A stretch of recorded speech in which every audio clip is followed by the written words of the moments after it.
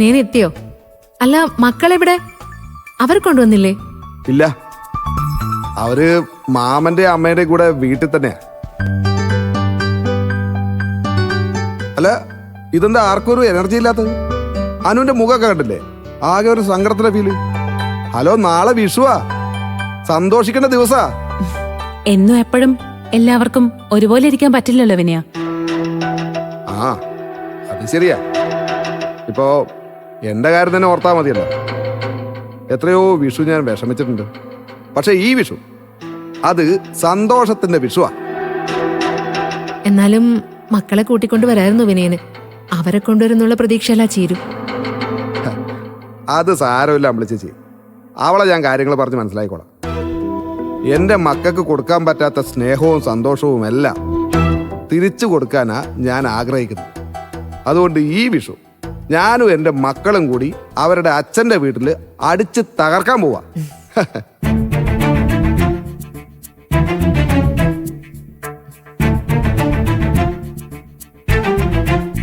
ആ, ഞാനേ മോനെ ഒന്ന് ആ കാണാം. പിന്നെ വിനയ, അവളെ കുഞ്ഞിന് പാല് കൊടുക്ക. ഓ, ആ പിന്നെ കാണാം. ആടാ മക്കളെ, എന്താണ് പരിപാടി? എന്താണ് കുഞ്ഞാവ കളിക്കാൻ വന്നില്ലേ? വന്നില്ലേ? പാല് കുടിക്കാണോ? ആണോ? അല്ല, ഇവിടെ ആരും എത്തിയില്ലേ? ഇന്ദ്രൻ രഘുവേട്ടനൊക്കെ വൈകുന്നത് എന്താ? ഞാൻ കരുതി ഞാനായിരിക്കും വൈകുന്നതെന്ന്. അവരുടനെ എത്തുമായിരിക്കും അല്ലേ? ആ, എത്തണം. അല്ലെങ്കിൽ ഞാൻ പോയിട്ട് അവരെ വിളിച്ചോണ്ട് വരേണ്ടി വരും. ആ, അതിന്റെ ഒന്നും ആവശ്യമില്ല വിനയ. ചെയ്തു തന്ന ഉപകാരങ്ങളൊക്കെ തന്നെ ധാരാളം. വിനയൻ ഇരിക്ക്. ആ, അതിനൊക്കെ സമയമുണ്ടല്ലോ ചേച്ചി. ആദ്യം എനിക്ക് എന്റെ മോനെയും ചീരുവിനെയും ഒന്ന് കാണണം.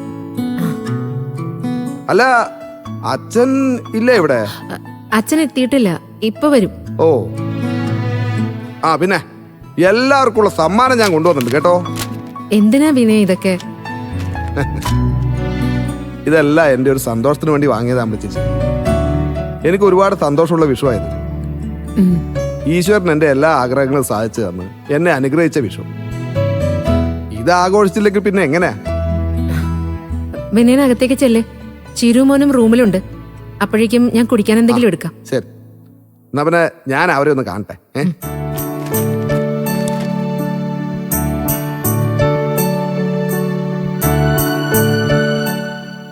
വലിയ സന്തോഷത്തിലാണല്ലോ വരവ്. മറ്റുള്ളവരുടെ സന്തോഷം കളയാനുള്ള പരിപാടിയാണെന്ന് പറയാൻ പറ്റില്ല. എന്തേലും ആവട്ടെ, ചീരുനെങ്കിലും സമാധാനം സന്തോഷം കിട്ടട്ടെ. ഞാൻ പോയി വിനയന് കുടിക്കാൻ എന്തെങ്കിലും എടുത്തിട്ട് വരാം.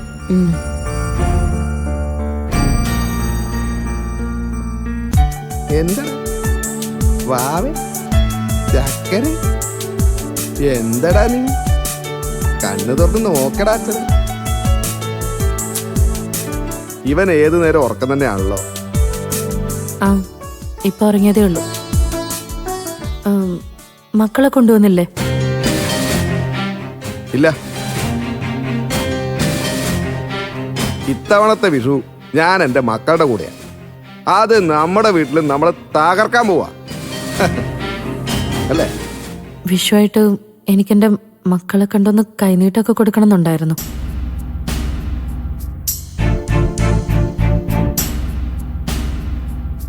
അതറിയാടോ, പക്ഷേ അവരെ ഞാനിപ്പോ ഇങ്ങോട്ടേക്ക് കൊണ്ടുവന്ന തിരിച്ചു കൊണ്ടുപോകുമ്പം അവർക്കത് വലിയ സങ്കടാവും.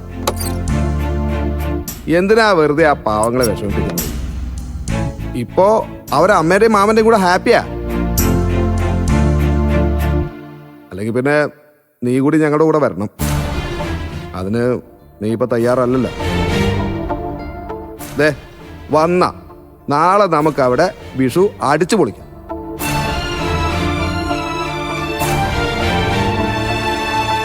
ആ, ആകെ പോട്ടെ. ദേ, ഞാൻ നിനക്ക് വിഷുവിന്റെ ഗിഫ്റ്റ് കൊണ്ടുവന്നു. ആർച്ചക്കും ഭദ്രക്കും ഉള്ളത് ഞാൻ ഓൾറെഡി വാങ്ങി. അവർക്ക് ഞാൻ വാങ്ങിച്ച ഡ്രസ്സ് നന്നായിട്ട് ചേരുന്നു.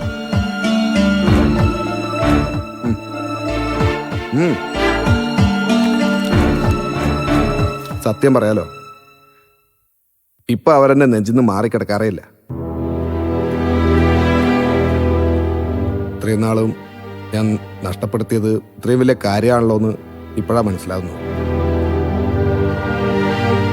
ഇപ്പോഴെങ്കിലും ആ ബോധം വന്നല്ലോ, ഭാഗ്യം.